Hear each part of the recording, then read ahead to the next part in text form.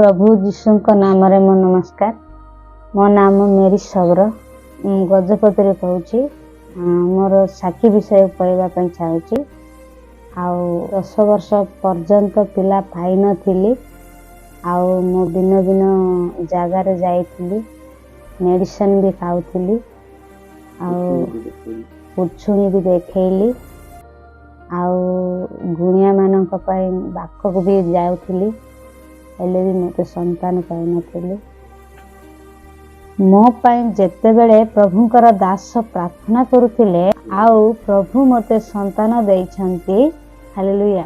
प्रभु मते पुहटी देइछंती, सेति पाई मो प्रभु को धन्यवाद दिए। मो ताकू जिन्य नाम रखिली। आपना माने छुआ को देखि पारिबे।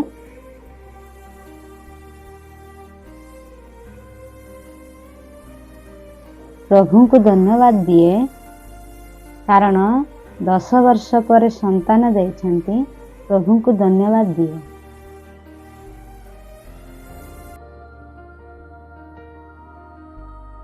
ख्रीष्टन को प्रेम रे समस्त को हृदय सहित नमस्कार। प्रिय माने मु कहवाकू चाहे एही पारे परमेश्वर आपण लाइफ रे आपण जीवन रे आशीर्वाद देवा पाई डेरी करंथी, तथापि आपण विश्वास रे चलिवा आवश्यक अटे। कारण वाक्य कहे धार्मिक विश्वास द्वारा जीवित रहिबो। आमे केवल प्रभु को ठारू आशीर्वाद प्राप्त हेले ही प्रभु को धन्यवाद देवा उचित नुहे। कारण परमेश्वर निश्वास हम हृदय रे आम ठारे अछि, ता माने ताहा हेउची परमेश्वर बहुत बड़ ब्लेसिंग अटे। ता ठारू बड़ विषय कौन अछि?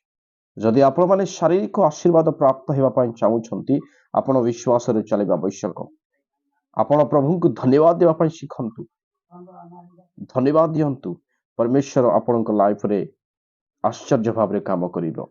हालेलुया। आपण माने देखि पारुछंती एई भौणी को जीवन रे परमेश्वर की भरी भाव रे काम कले।